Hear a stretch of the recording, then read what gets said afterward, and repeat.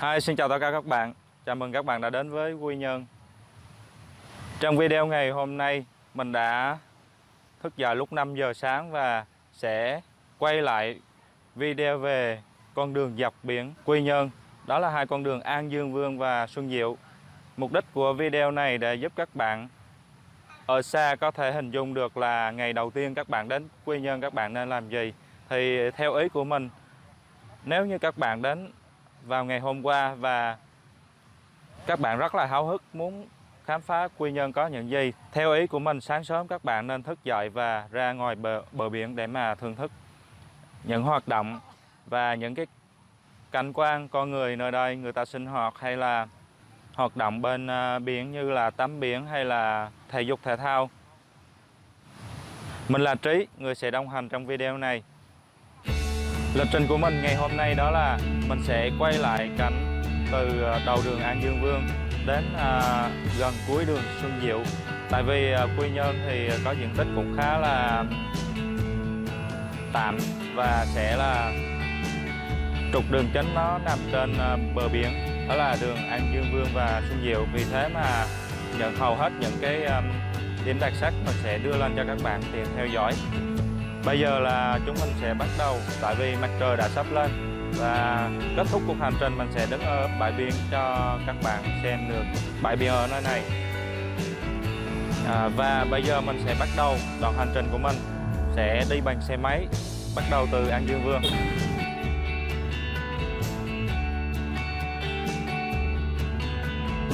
Và chúng ta bắt đầu. Thực ra dọc hai cái con đường này chủ yếu là những cái khách sạn mới xây, vì Quy Nhơn cũng là điểm mới của du lịch và người ta bắt đầu phát triển những cái khách sạn lớn như thế này. Vì hồi trước kia thì chỉ có Hoàng Yến và Hải Âu là hai khách sạn cực kỳ nổi tiếng ở đây, nhưng mà bây giờ các bạn có thể thấy là dọc con đường này rất là nhiều cái khách sạn rất là to. Mình nghĩ là năm tới sẽ cực kỳ là hoành tráng hơn năm nay.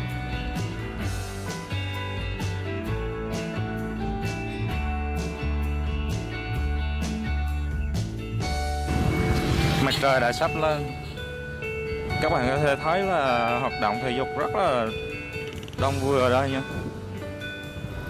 Mọi người đều thức dậy sớm và đi tham gia hoạt động thể dục ở gần bờ biển, cực kỳ là trong lành.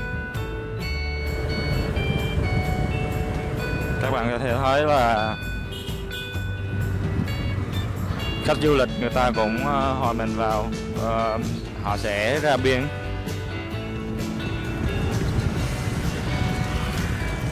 Trước mắt của chúng ta đó là khách sạn Bình Dương và khách sạn Hoàng Yến, những khách sạn lâu đời ở đây.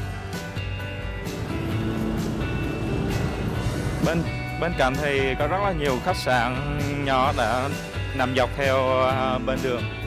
Đường này là đường An Dương Vương các bạn nha, đầu đường An Dương Vương, và các bạn có thể đi từ An Dương Vương để mà đi dọc qua quảng trường và đi qua đường Xuân Diệu, thì hai đường này nó nối tiếp lẫn nhau. Mình sẽ quay lại khách sạn Hoàng Yến cho các bạn xem.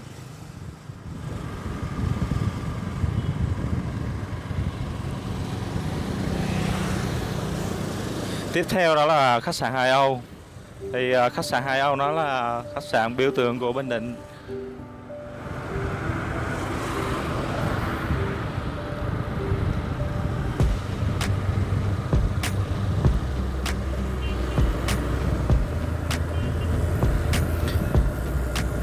Vào ngày 26 tháng 7 thì Quy Nhơn sẽ tổ chức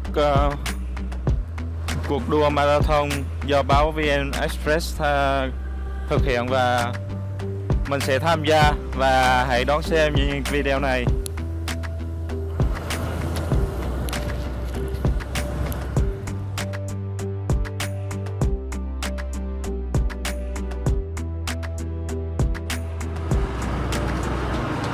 Chúng ta đang đi qua trước trường Đại học Quy Nhơn, nằm ngay bên bờ biển.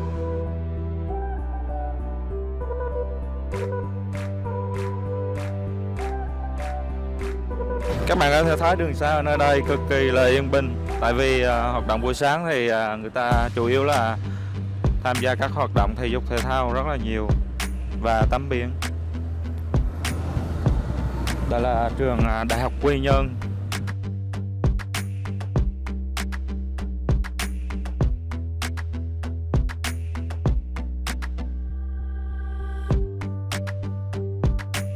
Và đối diện trường Đại học Quy Nhơn đó là công viên Thiếu Nhi và công viên Cây Xanh.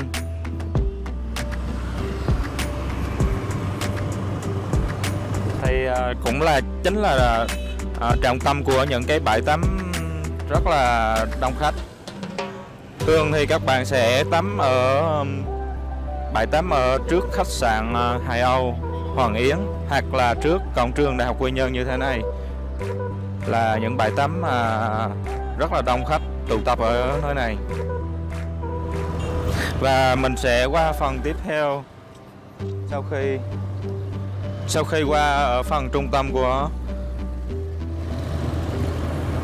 đường An Dương Vương.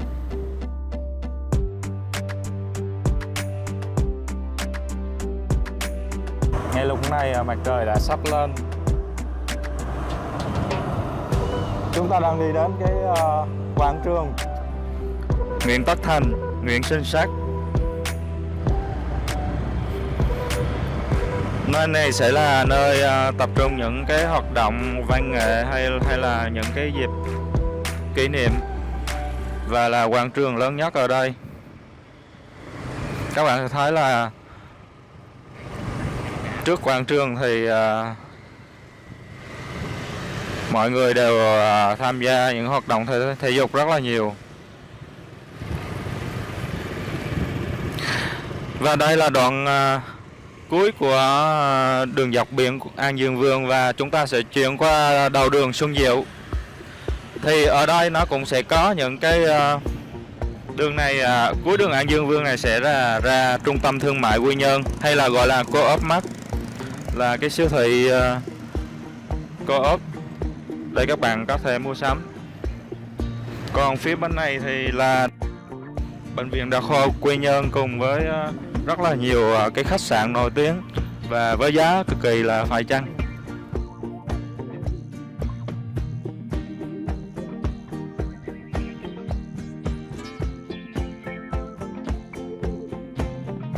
Theo mình nghĩ thì nếu như các bạn có thể đến đây thì ở dọc ở đầu đường Xuân Diệu này thì là địa điểm thích hợp, tại vì nơi này nó giao của những cái giao thoa của đường An Dương Vương, nơi mà các bạn thể chọn để mà tắm biển chẳng hạn.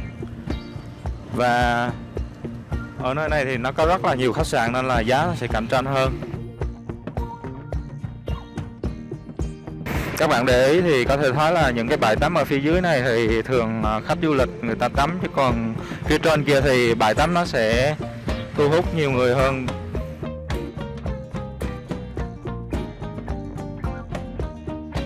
Phố ẩm thực Quy Nhơn là điểm mà thường ban đêm các bạn có thể đi dạo, mua sắm, hoặc là dọc bên con đường Xuân Diệu này là các bạn có thể là thưởng thức những món hải sản hoặc là những món đặc sản, hoặc ăn uống rất là nhiều tùy chọn.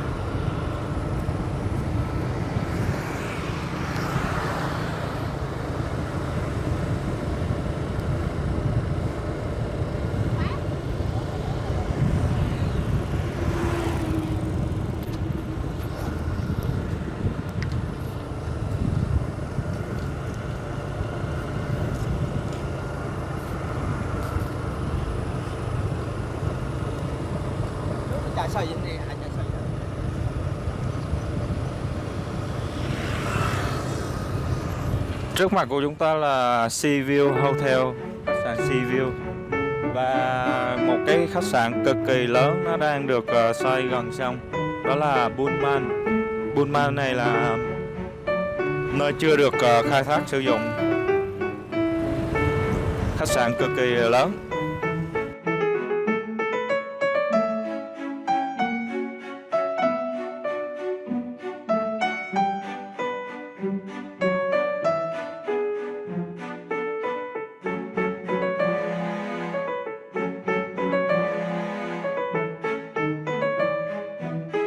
Các bạn có thể thấy là video mình quay ngược sáng, cho nên là thường những cái cảnh này nó cũng được hơi bị tối xíu.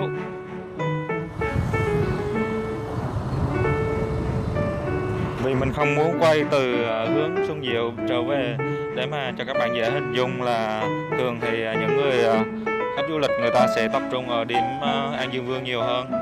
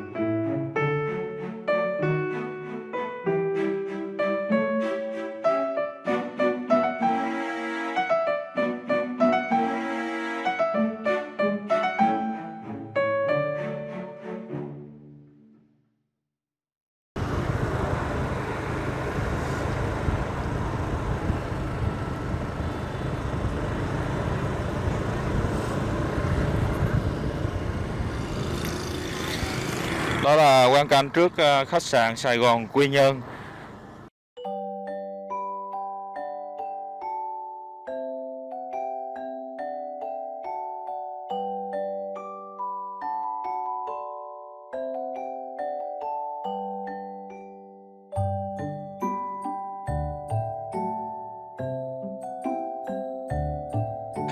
Có thể thấy là để chuẩn bị cuộc đua marathon thì cũng có rất là nhiều bạn trẻ sẽ chuẩn bị chạy, và trong đó có mình cũng hay tham gia. Và đây là những cái quán cà phê bên bờ biển cực kỳ đẹp để các bạn có thể chụp ảnh này. Mình sẽ quay sơ qua. Thực ra thì chỉ có hai cái quán nó hơi giống nhau, và các bạn có thể nhìn kỹ hơn. Mình sẽ quay chậm lại.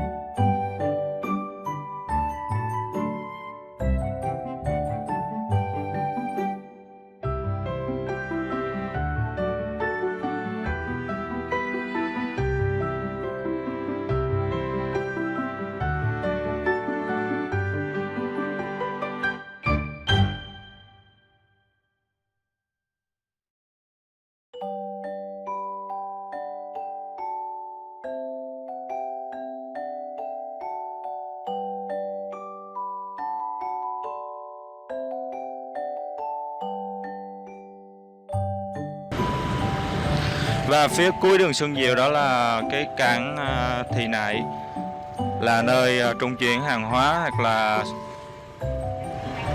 và là nơi cuối của Quy Nhơn, cuối của những cái bãi biển du lịch của Quy Nhơn.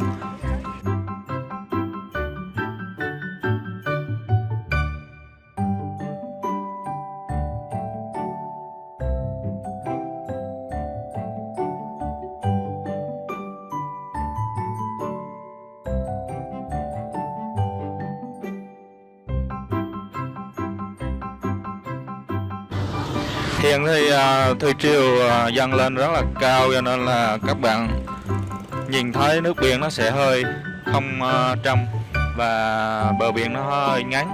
Nhưng mà buổi chiều thì ngược lại, nước biển cực kỳ là trong, và bờ biển thì thoải mái để rất là nhiều người có thể lựa chọn các hoạt động thể dục thể thao hay là vui chơi.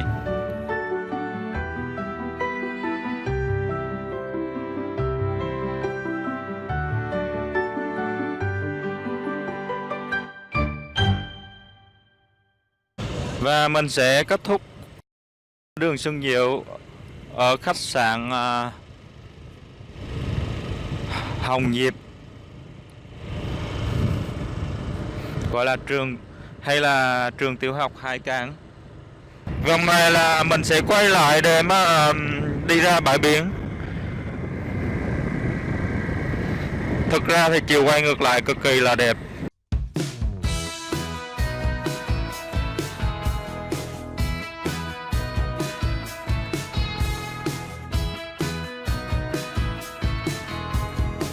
Các bạn có thể thấy nhìn từ xa thì đồi mộ của thi sĩ Hàn Mạc Tử, hay còn gọi là Gành Ráng Tiên Sa, nơi là tập trung của những bãi tắm như bãi Trứng, bãi Hoàng Hậu, hoặc là các bạn có thể viếng mộ Hàn Mạc Tử ở nơi này.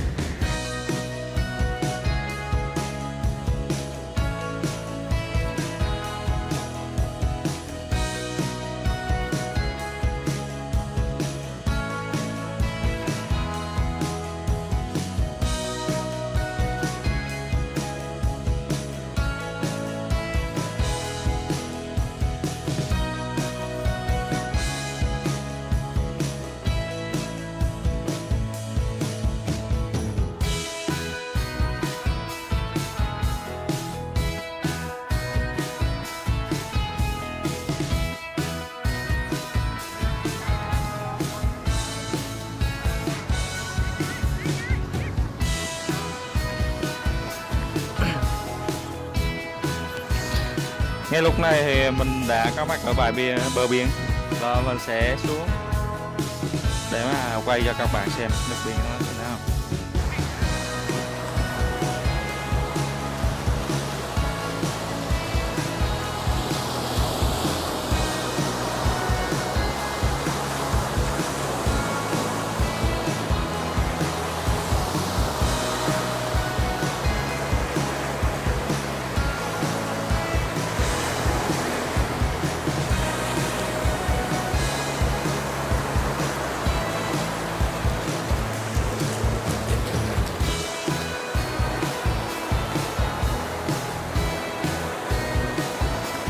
Nước biển cực kỳ trong, nhưng không bằng buổi chiều.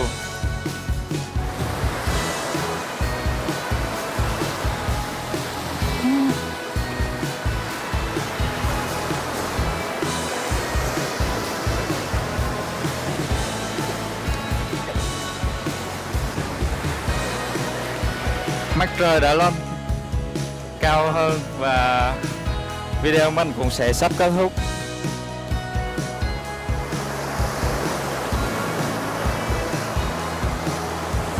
Nơi mình đang đứng là trước khách sạn Pullman. Nơi này thì cũng cực kỳ là đông khách người ta đến tắm. Vâng, như vậy là hành trình đi tham quan con đường dọc biển Quy Nhơn đã kết thúc. Và các bạn có thể thấy là Quy Nhơn của mình cực kỳ là nhỏ, và nó không sánh được với Nha Trang hay là Đà Nẵng về chiều dài hay là chiều rộng, nhưng mà thực ra thì nó cũng có những cái nét đặc trưng riêng. Ví dụ như bờ biển của mình rất là rộng này, và nước biển cực kỳ trong, và nhiều nơi sẽ rất là cạn để mà các bạn có thể là tự do mà ngâm mình dưới nước. Và ở đây bờ biển của mình thì cũng cực kỳ là sạch, vì cũng có môi trường người ta sẽ dọn dẹp. Và các bạn, nếu như các bạn đi những cái địa điểm khác, ví dụ như Kỳ Co hay là những cái đảo của Nhân Lý, thì các bạn hãy nhớ là giữ gìn vệ sinh để mà giống như cảnh quan nơi này cực kỳ là sạch sẽ, giúp bảo vệ môi trường. Nếu như các bạn đã xem video và thưởng thức được toàn bộ cái cung đường An Dương Vương và Xuân Diệu để mà có kế hoạch chuẩn bị cho một cuộc hành trình mà vào ngày mới, thì tốt nhất các bạn hãy nên đi vào sáng sớm để mà thưởng thức, và các bạn sẽ quay về khách sạn và chuẩn bị cho những chuyến đi tham quan nơi xa. Tiếp theo trong một video mới mình sẽ giới thiệu cho các bạn một món ăn truyền thống ở đây, và các bạn hãy đón xem món đó là gì bằng cách hãy xem lên video tiếp theo nhé. Các bạn hãy nhớ like, đăng ký và share kênh của mình để mà đón xem những video tiếp theo trong thời gian tới. Xin chào và hẹn gặp lại.